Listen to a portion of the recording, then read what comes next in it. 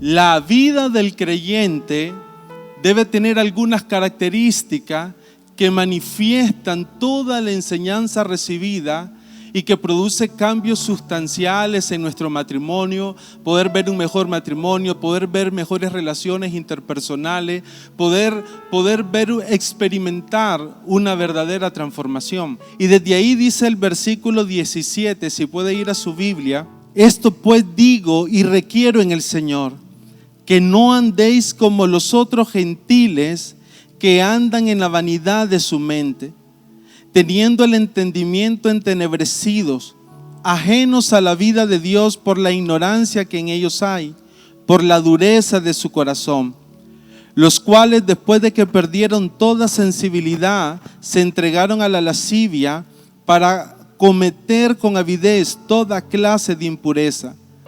Mas vosotros no habéis aprendido así a Cristo, si en verdad habéis oído y habéis sido por Él enseñados, dice, conforme a la verdad que está en Jesús, en cuanto a la pasada manera de vivir, despojaos del viejo hombre que está viciado a los deseos engañosos, y renovaos en el espíritu de vuestra mente, y vestíos del nuevo hombre, creado según Dios en la justicia y en la santidad de la verdad. ¿Por qué es tan importante en nuestra vida diaria alinear nuestro comportamiento, nuestro andar al diseño de Dios? Nuestro andar va a estar asociado a poder tomar ese deseo de Dios de bendecirnos, ese deseo de Dios de caminar en bendiciones, ese deseo de Dios de poder experimentar esa vida. Pero también otra de las cosas que podíamos ver en este pasaje es que la manera en cómo nosotros nos conducimos estaba también bajo la base de lo que Pablo viene hablando de la unidad en el cuerpo, hablando de un cuerpo que tiene que estar bien concertado.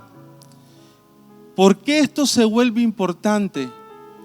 Porque la manera en cómo yo vivo mi vida afecta la vida del pastor Armando, afecta la vida de la pastora Carla, porque somos una familia en la fe, somos uno en Cristo, somos un cuerpo en Cristo. Entonces, andar de la forma correcta atrae las bendiciones, manifiesta las bendiciones, pero también estaba basado en la importancia de cómo mantenernos conectados como cuerpo, entendiendo que mi comportamiento afecta el comportamiento de los demás. Y Pablo dice algo muy claramente: no anden como los otros gentiles, en la vanidad de su mente. Cuando uno busca la definición de gentil, uno se va a dar cuenta que gentil es alguien que carece de la vida de Dios. Cuando nosotros vamos a la definición de gentil, la Biblia lo asocia a alguien que tiene una vida sin Dios, una vida sin Cristo, a alguien que no vive conforme a las verdades del Evangelio, a alguien que tiene una vida centrada en una mentalidad vana. Gentil tenía que ver con los que no eran judíos, o sea, que no conocían la ley, que no conocían a Dios. Ahora habla y les dice que ellos andan en la vanidad. Y como el pastor decía, esto está relacionado con una mente que comienza a razonar y a tener una mentalidad en cosas que no tienen sentido, que no tienen relevancia, que no tienen un peso eterno. Y es importante ver que lo que está diciendo y va a atacar a continuación son comportamientos. Pero antes de ir al comportamiento, está estableciendo desde dónde se producen los comportamientos. Por eso comienza a decir vanidad. Es un estado de pensamiento donde no hay un propósito claro. Y así andan los que no conocen a Dios. La comparación entonces que Pablo comienza a usar para hacer reflexionar es: vamos a ver la fuente desde dónde las acciones o las decisiones se producen. Vamos a ver por qué tomaron o por qué se toman estas decisiones, por qué tienen estos comportamientos. Y hay que entender esto. Le escribe a una iglesia. El pastor decía, años han pasado y necesitamos ir perfeccionándonos, como hemos leído en el mismo capítulo 4. Pero lo que vemos es que puede haber y hay personas, cristianos, que aún en el caminar hay conductas y actitudes que no han transformado. Por eso comienza con la comparación y el ejemplo claro. Andan como gentiles en una mente que no tiene propósito ni eternidad. Y es ahí donde tenemos que asumir la responsabilidad de nuestro propio crecimiento espiritual. Ya no andar como andábamos antes en nuestros delitos, en nuestros pecados. En nuestra nueva vida en Cristo, el propósito de Dios al venir hablándonos en todos estos capítulos es que nosotros podamos ir despojándonos de estas cosas vanas que están en nuestra mente y que deben ser tratadas desde la raíz. Por eso, vanidad de la mente está hablando acerca de, desde allí vamos a sacar todo aquello que no debe estar en tu nueva vida en Cristo para que andes conforme a lo que el propósito de Dios tiene para tu vida. Y en otra definición que hablaba de vanidad de mente es vivir en una ilusión. Y muchas veces el pensamiento humano vive ilusionado en tantas cosas falsas, aparentes, en deleites y placeres temporales, que cuando nos enfocamos en esos detalles de un yo quiero, entonces es cuando estamos estableciendo algo en nuestro corazón que no nos va a llevar a tener una practicidad en base a lo que Dios quiere hacer en nuestra vida. ¿Qué hace eso? Obstruye nuestro crecimiento espiritual. Por eso, Pablo, el énfasis: no andéis como los otros gentiles en la vanidad de vuestra mente. No os afanéis, está hablando del pensamiento en la vida. Y Jesús les dice: ¿qué comeremos o qué beberemos o qué vestiremos? Porque los gentiles buscan todas estas cosas, pero vuestro Padre Celestial sabe de qué tenéis necesidad de todas estas cosas. Y el verso 33 de Mateo 6 dice: más buscad. Este es el cambio de mentalidad, este es el cambio de dirección en la vida. Primeramente el reino de Dios y su justicia, y todas estas cosas os serán añadidas. Sencillo. La mente vana es aquella que aún no ha conocido a Dios y busca aquello que cree que le va a satisfacer. Una mente acorde a la voluntad del Padre es aquel que ha conocido y sabe en quién descansa, en quién confía. Por lo tanto, todos los días, toda acción que hace, toda decisión que toma, tiene que ver con la voluntad del Padre. Ahora, después Pablo nos da algunos elementos que tiene estas personas que tienen una vanidad de la mente. Porque después dice Pablo en el versículo, Efesios 4, versículo 18, dice: teniendo el entendimiento entenebrecidos, ajenos a la vida de Dios, por la ignorancia que en ellos hay, por la dureza del corazón. Entonces Pablo ahora nos da otro elemento que caracteriza a este tipo de persona y que es la vida que nosotros no quiere que nosotros llevemos. Dice: tienen el entendimiento entenebrecido. O sea, la manera de pensar, la manera en cómo ellos perciben la vida es una manera de pensar que está velada, que está bajo un ámbito de oscuridad. Ellos no tienen la claridad para ver la vida no solo desde el ámbito, el pastor Armando tocaba desde el ámbito de la necesidad, desde el ámbito de lo temporal. No, todos nosotros necesitamos ver la vida desde un ámbito espiritual. Pero dice, ellos tienen el entendimiento entenebrecido, es decir, cubierto de velos. Hay velos en nuestra vida, hay situaciones en nuestra vida que no nos permiten ver la verdadera vida espiritual que Pablo nos está diciendo que nosotros desarrollemos. Y aquí es donde nosotros necesitamos comenzar a indagar dentro de nosotros mismos.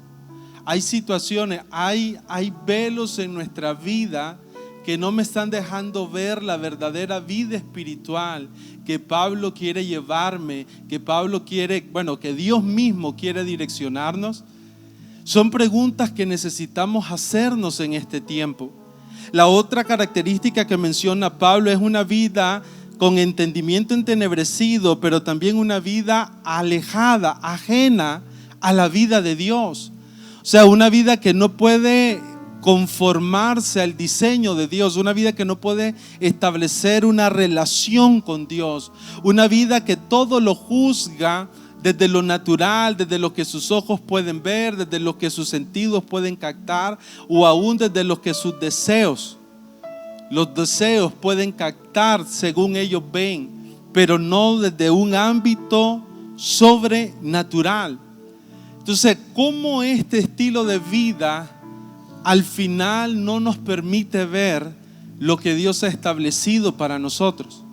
Ahora, Pablo menciona dos cosas que son las razones por las cuales alguien llega ahí.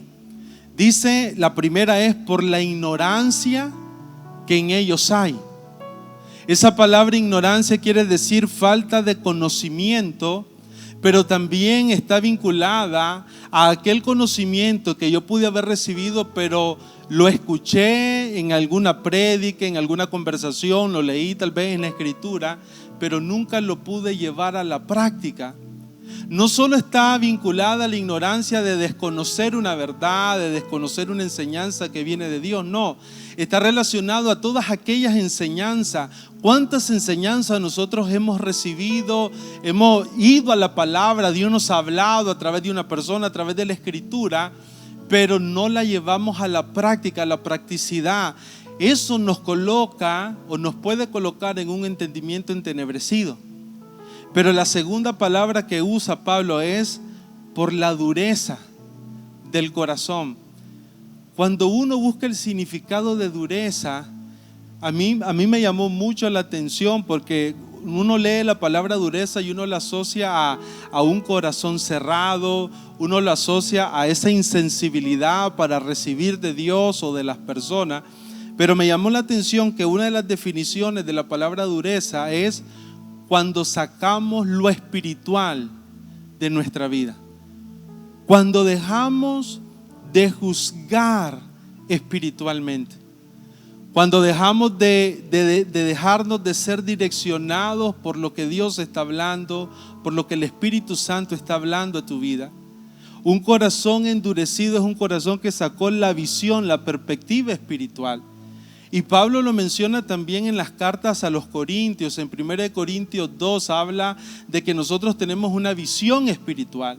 No somos como las personas naturales que las cosas del Espíritu le llaman locura, no las entienden, no las comprenden. Cuando nosotros pensamos en nuestra vida de fe, la tenemos que ver desde una vida que debe juzgar todo desde el ámbito espiritual, desde lo espiritual. Por eso Pablo habla de que nosotros tenemos la mente de Cristo.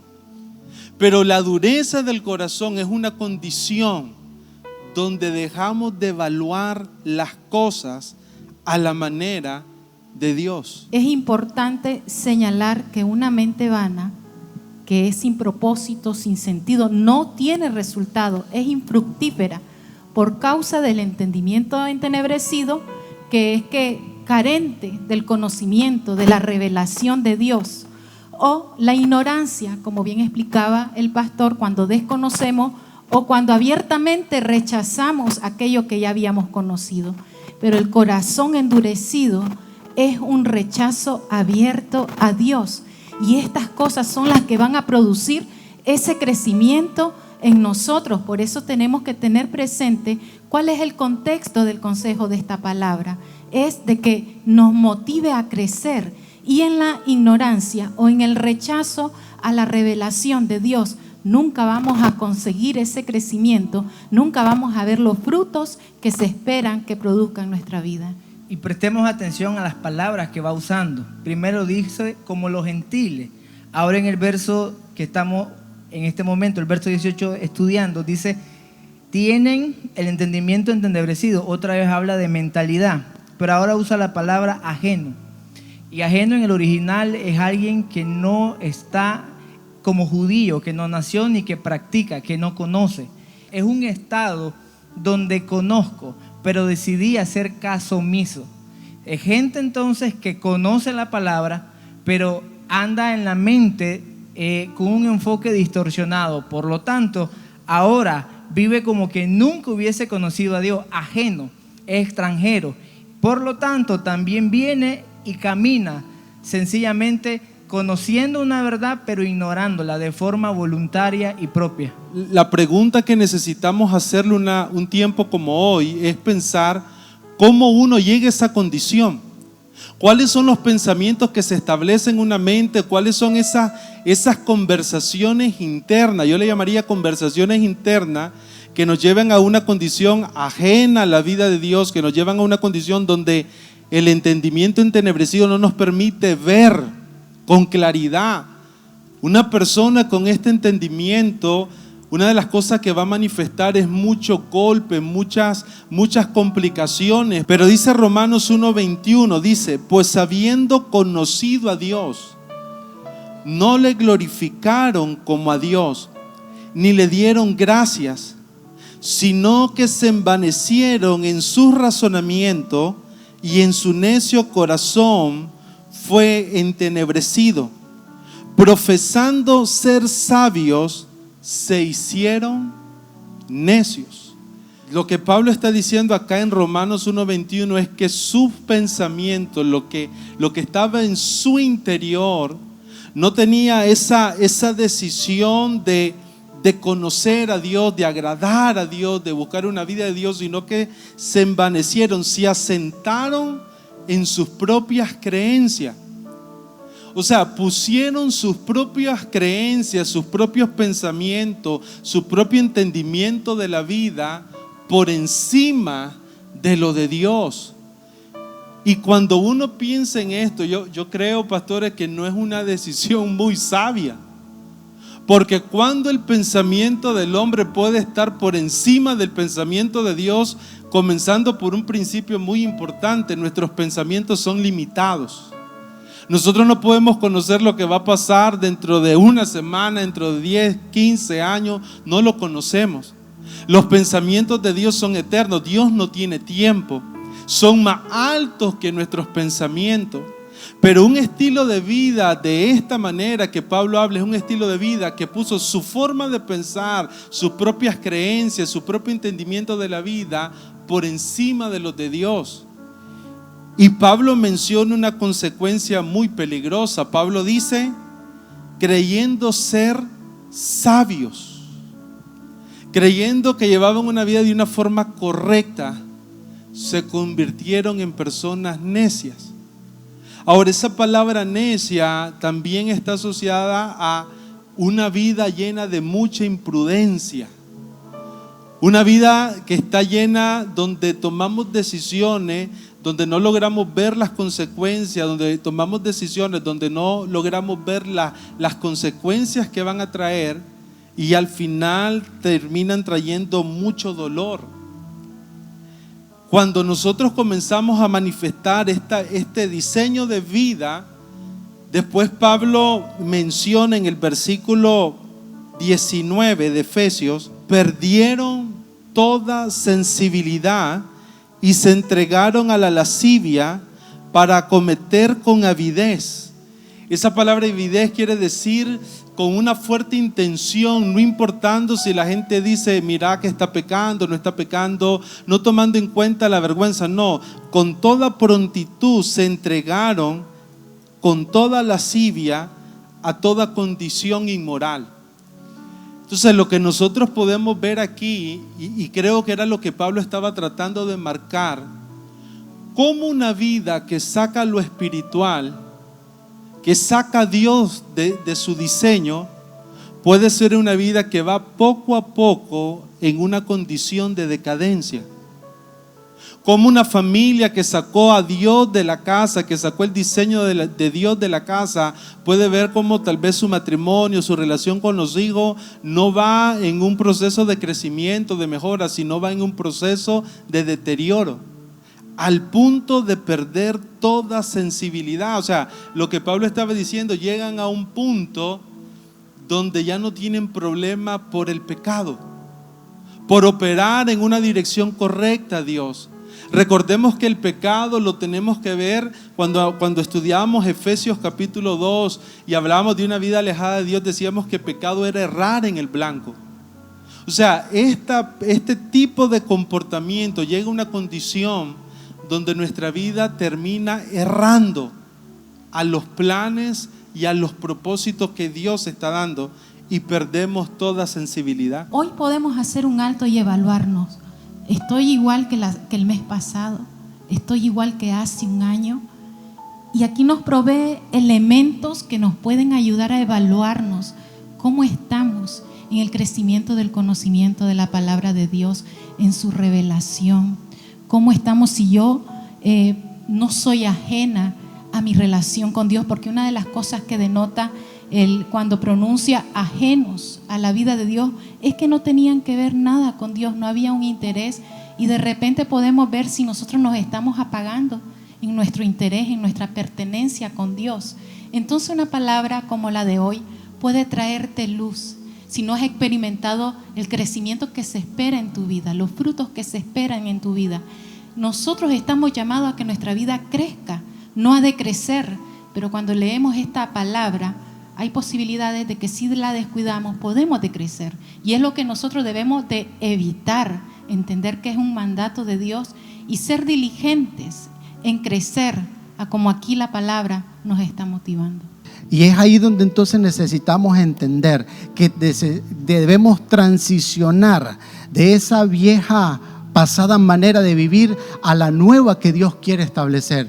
Pero comienza erradicando, quitando de nuestra mente todas estas cosas que en un tiempo estaban arraigadas en mí, pero que cuando Cristo vino, Cristo hizo la transformación completa en mí, y que ahora es mi responsabilidad de ir quitando, arrancando de raíz todos estos males que afectan mi crecimiento. De no hacerlo, entonces peligramos en nuestra vida espiritual. Por eso el consejo enfático de Pablo: quítense de vosotros, despojaos del viejo hombre. Quiten todo aquello que no va a edificar su vida. Y es precisamente lo que Pablo le está diciendo aquí en este pasaje. Y despojar significa renunciar, despedir, dejar, desechar, dejar a un lado. En realidad son acciones que nadie puede hacer por nosotros. Son acciones que nosotros tenemos que tomar la decisión. Y de repente nos podemos encontrar apegados con alguna conducta, con algunas prácticas que pertenecen a la antigua manera, pero hoy nos damos cuenta que mientras estas estén presentes, no vamos a ver lo que Dios quiere formar en nuestra vida y no vamos a poder desarrollarnos. Entonces también es la oportunidad de identificar de qué cosas aún estoy apegada de la vida pasada o qué cosas aún estoy practicando, porque hoy podemos tomar la decisión, como decía aquí el significado de esta palabra, decidir renunciar, decidir dejarlo a un lado, desecharlo de una vez y para siempre. Aquí es importante ver esto que dice despójense, y hay que entender que este tipo de personas o creyentes ya han sufrido para beneficio lo que es el nuevo nacimiento. Por lo tanto, ellos ya conocen y han experimentado lo que es conocer y despertar en el espíritu. Pero lo que está pasando es que, como dijimos, todo un proceso hizo que se alejaran. Por eso, como bien decía la pastora, es una decisión ahora. No dice oren para que se les despoje o para que se les quite, no, dice que es una acción personal. Como yo he tenido un nuevo nacimiento y lo que ha habido una desviación y sigo en las prácticas, ahora me dice tomemos una decisión. Está lo nuevo que va a llevar a acciones. Recordemos que la santificación es progresiva. Tenemos el nuevo nacimiento, pero ahora va a tener que entrar toda una cultura de reino en nuestra vida. Y este es el llamado que está haciendo. Es el llamado a aquellas prácticas, aún conociendo la verdad, que estamos luchando. Es un llamado y decirnos: conoce el camino, conoce lo que es correcto, ahora hay que tomar decisiones y hay que ir. Y aquí la palabra renovaos en el espíritu de vuestra mente, ahora vuelve a mencionar mentalidad, pero lo está uniendo con espíritu, y en minúscula es el espíritu del hombre, donde tenemos activada la conciencia. Ahora está uniendo lo que estemos pensando y el enfoque con que estemos tomando decisiones. Tiene que estar acorde a ese nuevo nacimiento, escuchando al Espíritu que está tocando en la conciencia, y necesita cambiar todo lo que es la forma de vida. Ahora, hay una característica que menciona Pablo acerca de ese viejo hombre, porque Pablo dice: este viejo hombre es alguien viciado con deseos engañosos. Y desde ahí nosotros podemos ver cuáles son aquellas cosas que también nosotros necesitamos transformar o necesitamos cambiar.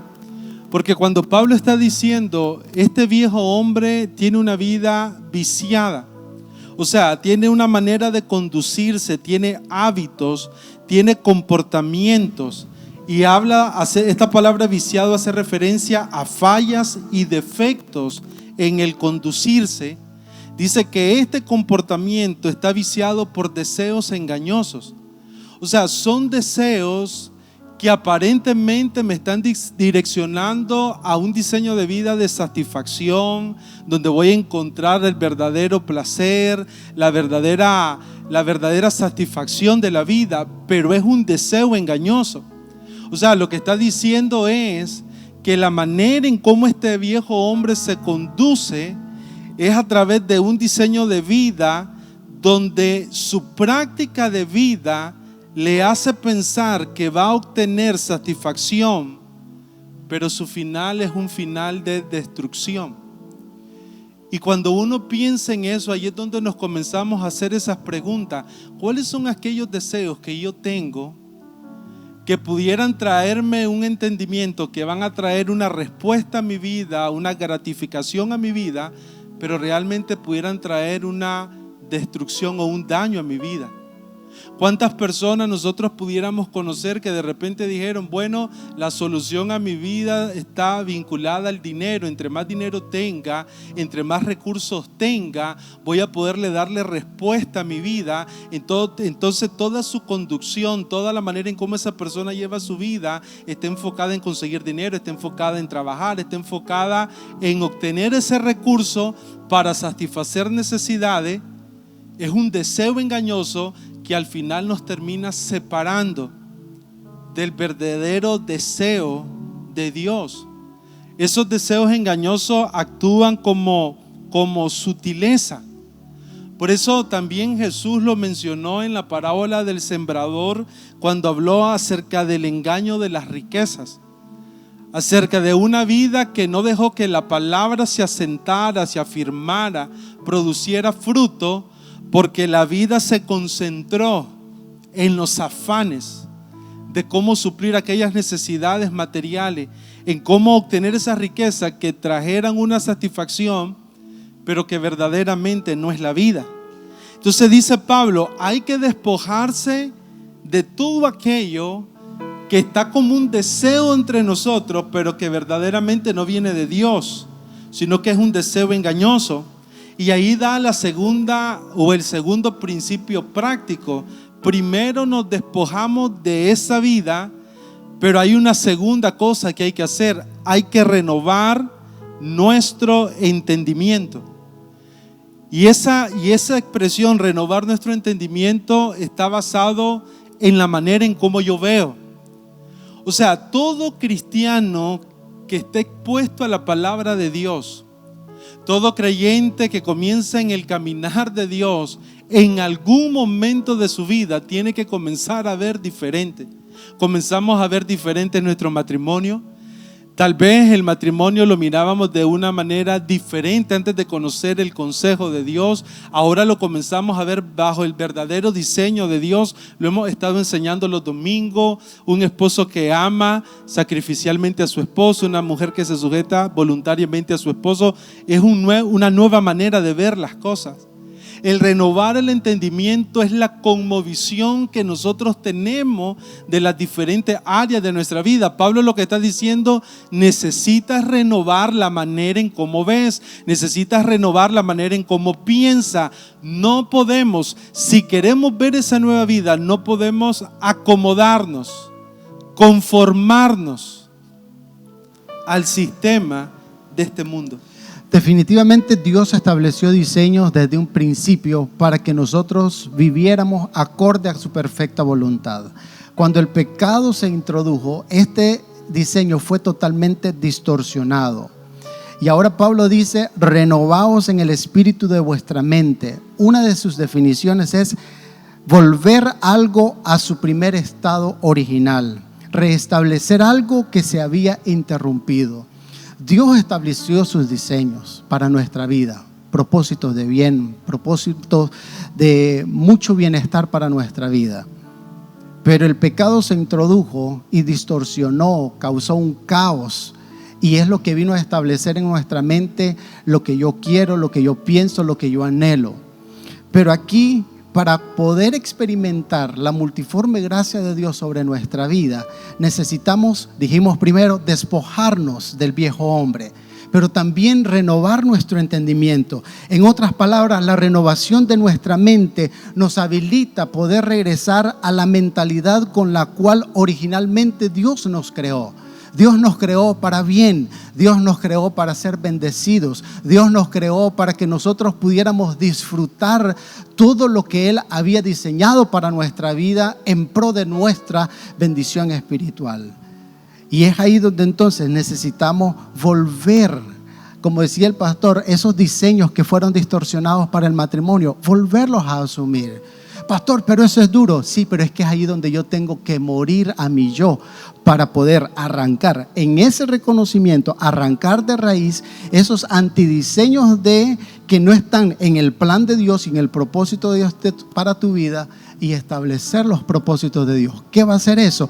Nos va a regresar, nos va a volver a ser nuevos, nos va a volver a un estado original, a como Dios lo diseñó desde el principio. Pero tengo que estar dispuesto a renovar mi mente, a renovar el espíritu de nuestra mente. ¿Y cómo lo lleva Pablo desarrollando? Que cuando nos comienza a enseñar acerca de cómo no debemos de andar, nos habla de una mente vana. Y la mente vana es la que está enfocada en lo temporal, en lo que no da fruto. Y aquí nos lleva ya casi culminando esta parte del mensaje a renovar nuestra mente. Y me gusta pensarlo de esta manera, decía el pastor Rubén, es cambiar la cosmovisión, el entendimiento de todo. Y lo podemos llevar de manera tan puntual con respecto a mí mismo. Renovar lo que yo pienso con respecto a mí mismo, con respecto a Dios. Podemos analizar si yo me he estado moviendo en una mentalidad vana, si ha sido mi enfoque de manera temporal o realmente ha sido renovado donde está, si yo he sido renovada, tienen que haber cambios profundos. Eso es lo que aquí está estableciendo Pablo, de que si no han habido cambios en mi vida de lo que yo estoy pensando, entonces es tiempo de renovar y llevarlo de manera tan puntual. ¿Qué pienso de mí? ¿Qué pienso acerca de Dios? ¿Qué pienso incluso acerca del pecado? Si antes estaba, ahora, ¿qué opino acerca del pecado? ¿Qué pienso de la vida? ¿Qué pienso del futuro? Y todo tiene que girar en torno a lo que hemos aprendido, como Pablo viene instruyendo, acerca de la palabra de Dios, que todo esté alineado en lo eterno. ¿Cómo renuevo? Sería una pregunta que hoy tendríamos que hacernos. ¿Cómo cambio?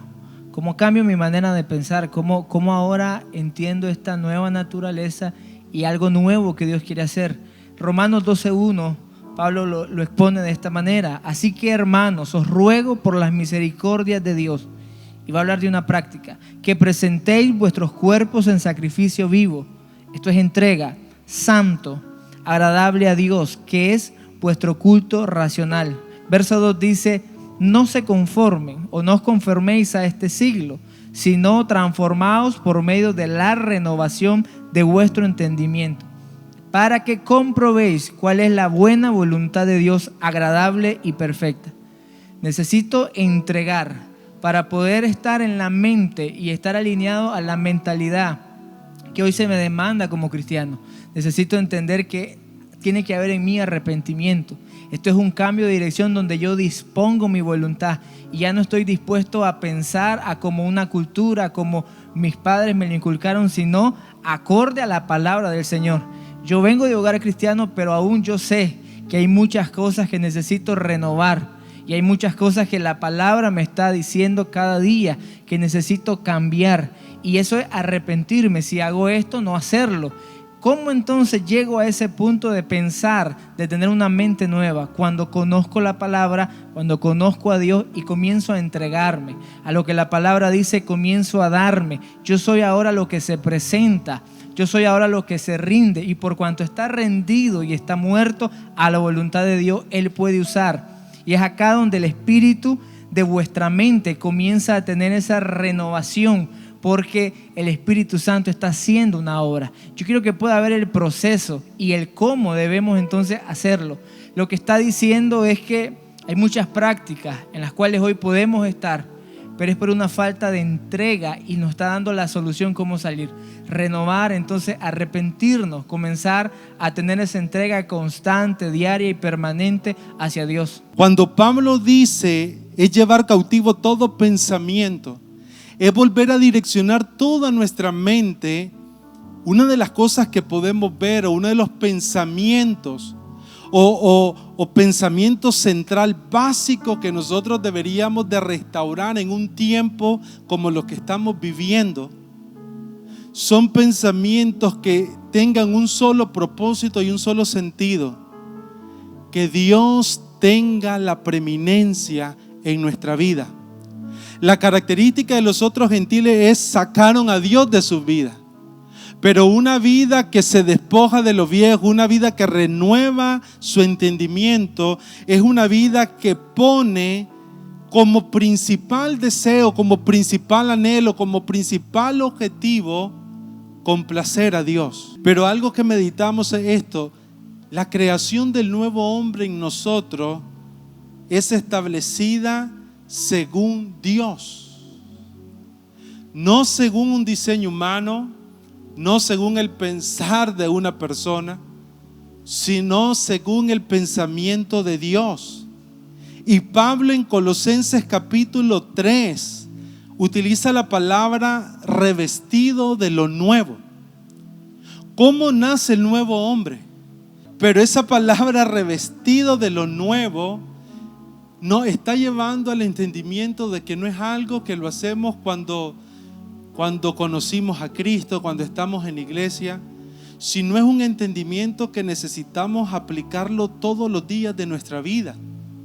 O sea, todos los días de nuestra vida nosotros tenemos que tomar decisiones en nuestra conducta que nos lleven a un comportamiento que realmente agrade a Dios, que manifieste la vida de Dios, que nuestro carácter esté basado en un revestir del hombre nuevo, donde hacemos una transición de hábitos, de costumbres, de formas de pensar. Y Pablo lo explica específicamente ya en los versículos 25 en adelante, porque Pablo comienza a mencionar ya elementos muy prácticos. ¿Quién es alguien que se revistió de lo nuevo? ¿Quién es alguien que comienza a vivir bajo esa nueva naturaleza, bajo ese nuevo comportamiento, bajo esa nueva vida que Dios quiere? Y lo dice a partir del versículo 25. Dice: por lo cual esta persona es alguien que, desechando la mentira, comienza a hablar verdad, cada uno con su prójimo. ¿Por qué? Porque somos miembros los unos de los otros. Airaos, pero no pequéis. No se ponga el sol sobre vuestro enojo, ni deis lugar al diablo. Tercero, dice: el que hurtaba, no hurte más, sino trabaje haciendo con sus manos lo que es bueno, para que tenga que compartir con el que padece necesidad. Ninguna palabra corrompida salga de vuestra boca, sino la que sea buena para la necesaria edificación, a fin de dar gracia a los oyentes. Y no contristéis al Espíritu Santo de Dios, con el cual fuiste sellado para el día de la redención. Quítense de vosotros. Ahí es donde se sigue aplicando el despojar. Quítense de vosotros toda amargura, todo enojo, ira, gritería, maledicencia y toda malicia.